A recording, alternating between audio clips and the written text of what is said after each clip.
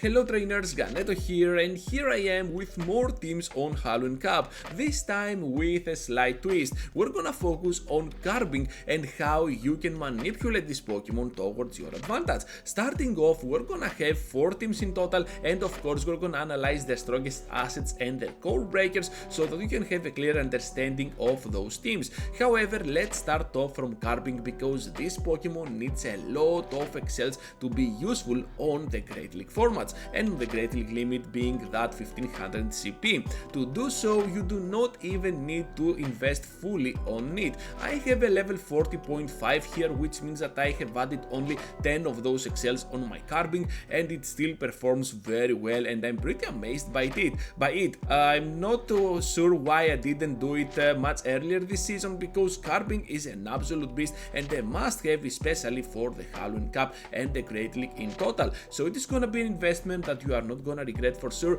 and even if you do not have the excels, once again just go up to level 40 and you are not gonna regret it, trust me on this. With that said, we're gonna leave it aside for now and let's see what we have with the teams, because Tentacruel will lead the first team effectively while Frostlass will be at the back. While we do not have a certain strategy for this team, since we rely a lot on our charge attacks to be useful over here, you still have a lot of pressure with those fast attacks from the poison jabs up in front or the rock throws from your Carbink. As a core breaker, I want to start from there. You're gonna see that Nidoqueen is gonna perform pretty well with those earth powers against your Tentacruel, while it has a lot of coverage against Carbink, and of course can always surprise Frostlass with the Stone Edge. However, it is a soft core breaker because you still have the Skulls, which can always take the CMP out of that Nidoqueen, or you can just go ahead and stay in the battle with your Carbink and do some resisted damage, but over time it is gonna add up towards your advantage.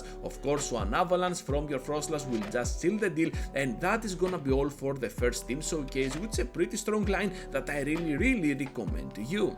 Moving into the next team showcase here, and we're having a Greninja up in front, while at the back Carbink with Charjabug will form a solid backline. The core breaker of this team is obviously gonna be the amazing Clefable, and this Pokemon is gonna be a core breaker because it has access to Meteor Mash to obliterate down by double super effective damage against our Carbink, and of course can go pretty rough with a simple Moonblast or the Fairy Winds against our Greninja. Of course, against that Charjabug you can still rely on the discharges, but still it is gonna be kind of an even scenario because both of these Pokemon exchange neutral damage most of the times.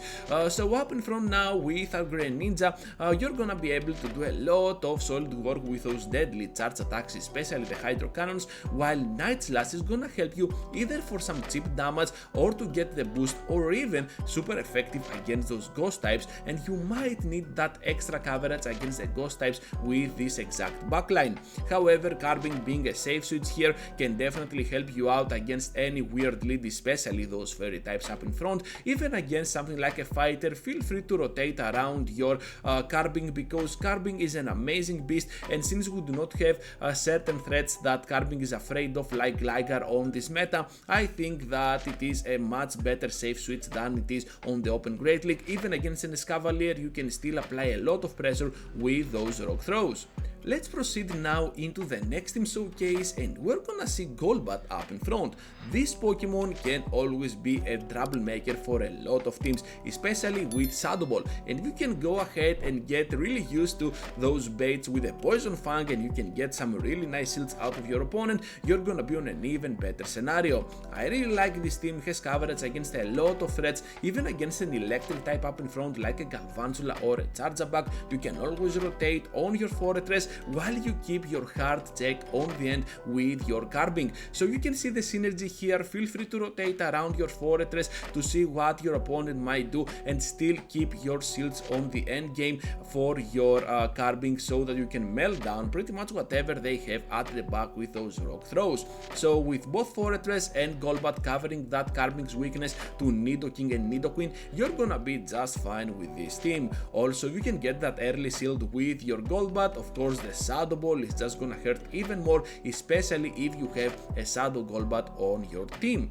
As a core breaker here, Runerigus is gonna perform really well, and that's mainly because of its individual matchups on our team. However, every single matchup that it has here is gonna be a soft loss for us, but it doesn't matter at all because that can mean only more energy for the next Pokemon that can come into the battle, and of course they need to block the big nukes like the Shadow Ball and the Earthquake. With that said, now let's focus into the final team showcase because I have a feeling you're gonna enjoy it a lot. So I have kept the best for the end, and that's mainly because we have a team similar to my first team of the best teams video in total for Halloween Cup. So we're gonna see that we got Carbink up in front, while at the back we have Toxapex and Bombardier. So instead of Bombardier we had Mandibuss back then, but still I think that this Pokemon is gonna perform much better in the meta. It is so much classier than Mandibuss, but still has access to Wing Attack, which is a great fast attack, perhaps the best one alongside Shadow Claw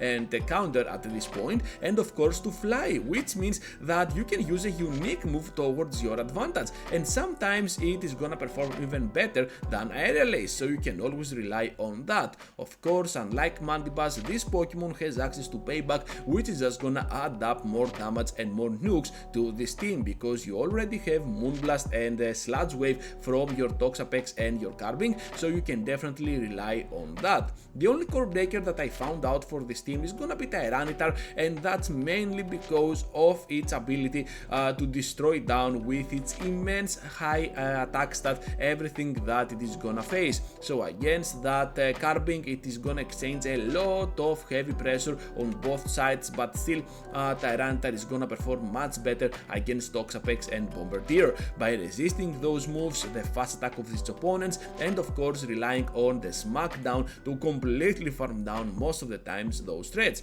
So with that Tyranitar out of the way, I think that this team has no other weakness, unlike the Mandibuss safe switch instead of Bombardier. Well, you cannot be afraid of something like an Azumarill because with Wing Attacks and Flies you can still rely on dealing even with a threat like Azumarill. So that's gonna be all for today, trainers. Thank you for watching and for staying till the end. Just be sure to leave a huge like before you go, and of course consider subscribing to my channel if you want to see more videos coming up on your YouTube feed. With that said, I have 2 videos for you to check out. Feel free to check them out, and I will see you all into the next one.